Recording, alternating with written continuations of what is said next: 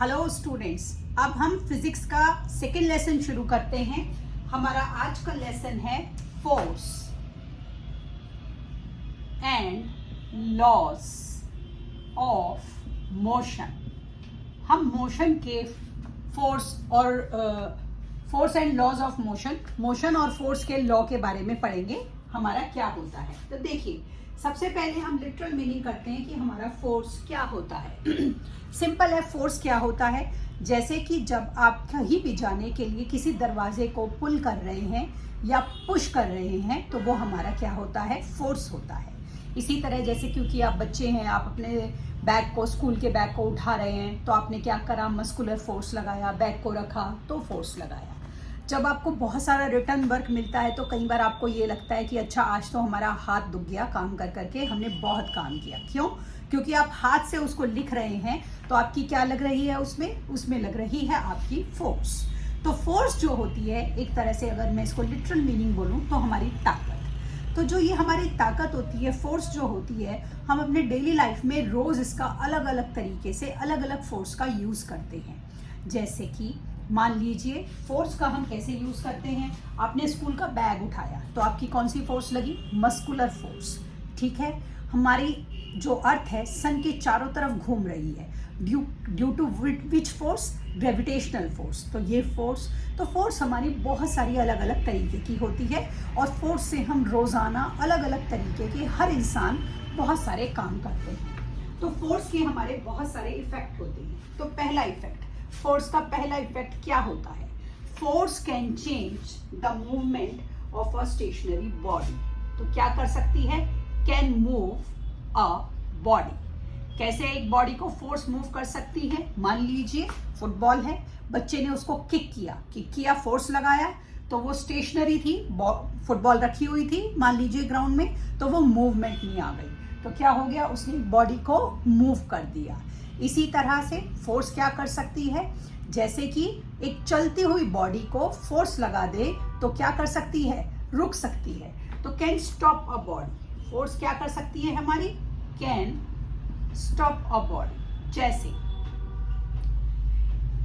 एक बैट्समैन ने बैट से बॉल को शॉट मारा, बॉल मोशन में थी, फील्डर ने उसको कैच कर लिया, बॉल को कैच कर लिया, मोशन में थी, स्टॉप कर दिया। क्या लगाया उसने कैच करने के लिए, अपने दोनों हाथों से लगाई फोर्स। तो फोर्स जो होती है, जैसे एक बॉडी को मूव कर सकती है तो एक चलती हुई बॉडी को रोक भी सकती है। जैसे कि आप बहुत सारे स्पोर्ट्स खेलते हैं, आप घर में भी बहुत सारे काम करते हैं, तो हम बहुत सारी चीज़ों में एक बॉडी की मोशन को रोक सकते हैं या चला सकते हैं ड्यू टू द फोर्स। अब फोर्स क्या कर सकती है हमारी, तीसरा effect, can change a speed of the body. Force can change a speed of body. Force body की स्पीड को भी चेंज कर सकती है। कैसे, बच्चे फुटबॉल खेल रहे हैं, एक बच्चे ने किक धीरे से लगाया, दूसरे ने फुटबॉल की किक को बहुत तेजी से मारा तो क्या हो गया, बॉडी की जो स्पीड थी वो क्या हो गई, वो चेंज हो गई, स्लो से क्या हो गई, तेज हो गई।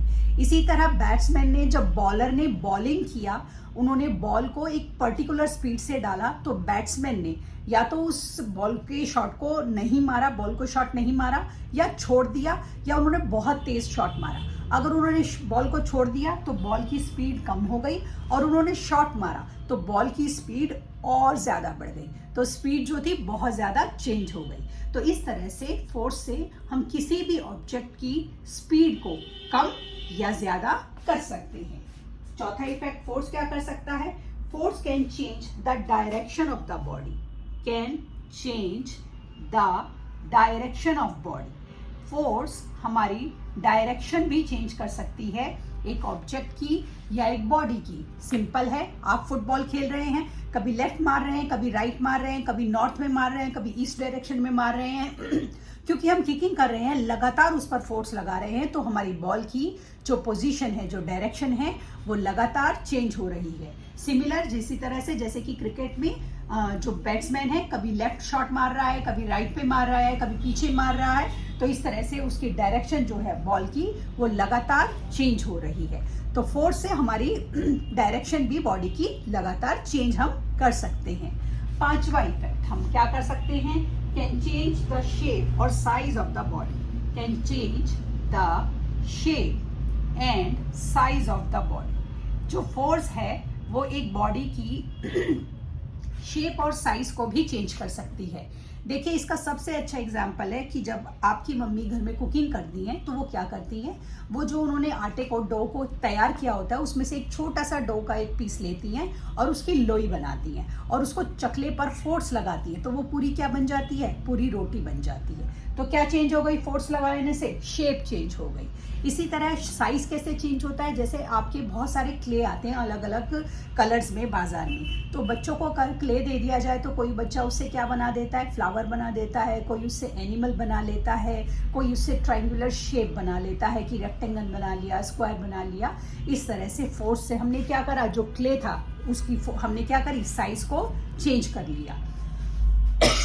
तो इस तरीके से फोर्स से हम ये सारे इफेक्ट जो है अपने ऑब्जेक्ट के अंदर ला सकते हैं। इसके अलावा फोर्स से आप क्या कर सकते हैं, आप टेनिस खेल रहे हैं, आप बैडमिंटन खेल रहे हैं, फोर्स से आप लगातार ये सारी चीज़ों से एक ऑब्जेक्ट को मोशन से स्टॉप कर सकते हैं। एक ऑब्जेक्ट अगर रुका हुआ है तो उसको मोशन में ला सकते हैं, उसकी डायरेक्शन को चेंज कर सकते हैं, उसकी स्पीड को चेंज कर सकते हैं। तो हम डेली लाइफ में जितने भी काम करते हैं, चाहे आप लिखते हैं, चाहे आप चलते हैं, तो आपकी टांगों की फोर्स लग रही है, आप डिस्टेंस को कवर कर रहे हैं, आप थक रहे हैं, उसमें आप बैग उठा रहे हैं, तो ये सारी चीज़ों के लिए हमें फोर्स की ज़रूरत होती है। अब हमारी जो फोर्स होती है वो दो तरीके की होती है।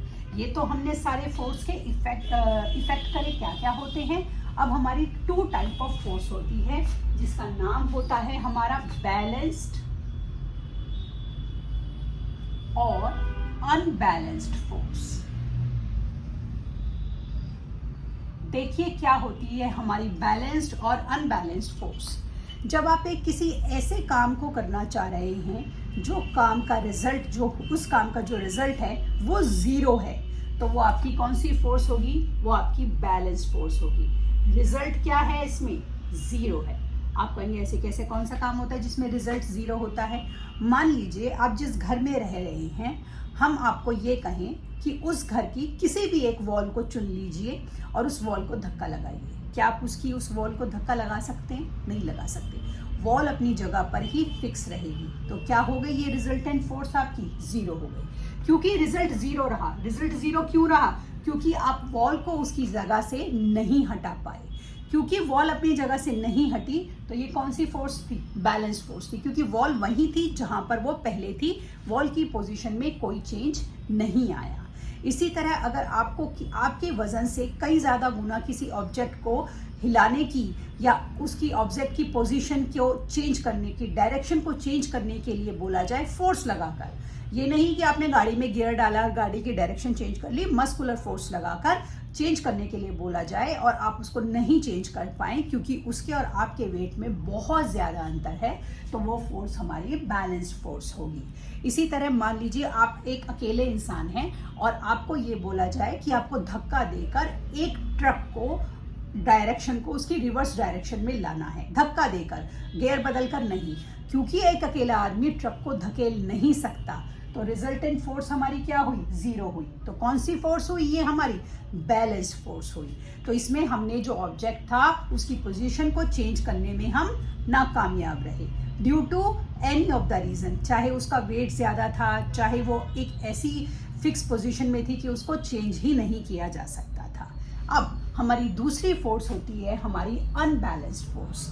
अनबैलेंस्ड फोर्स वो फोर्स होती है जब आप उस ऑब्जेक्ट की डायरेक्शन में, उसकी पोजीशन में कुछ चेंज ला सकते हैं। जैसे आपने अपने स्कूल का बैग उठाया, जब आपके स्कूल का छुट्टी हो गई और बैग को उठाया और कंधे पे लगा लिया, बैग को उठा लिया, पोजीशन को कंप्लीटली चेंज कर दिया, तो कौन सी फोर्स हो गई, अनबैलेंस्ड फोर्स।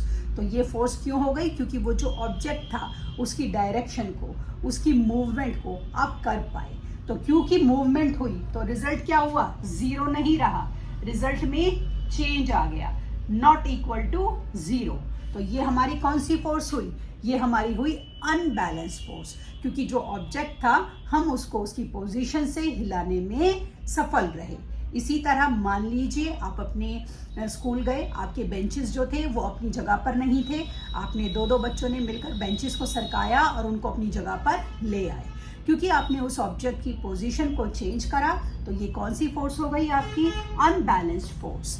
इस तरीके से हम अपनी फोर्स को दो हिस्सों में बांट लेते हैं। तो जब हम अब आगे पार्ट पढ़ेंगे, आगे लेसन पढ़ेंगे, उसमें डिफरेंट कंसेप्ट पढ़ेंगे, तो हम उसमें अलग से सिंपल अब सीधा यूज करेंगे कि बैलेंस फोर्स और अनबैलेंस फोर्स। तो आपको बैलेंस फोर्स से समझ जाना है कि वो फोर्स जिसमें कि उस ऑब्जेक्ट की पोजीशन को आप कभी भी चेंज नहीं कर पाए।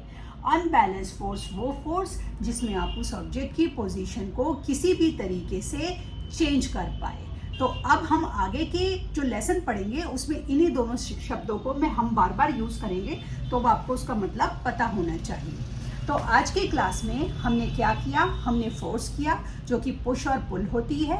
हमने फोर्स के बहुत सारे इफेक्ट करे कि किस तरह से फोर्स हमारी चेंज, डायरेक्शन, शेप, साइज, ये सारी चीज़ों को चेंज कर सकती है।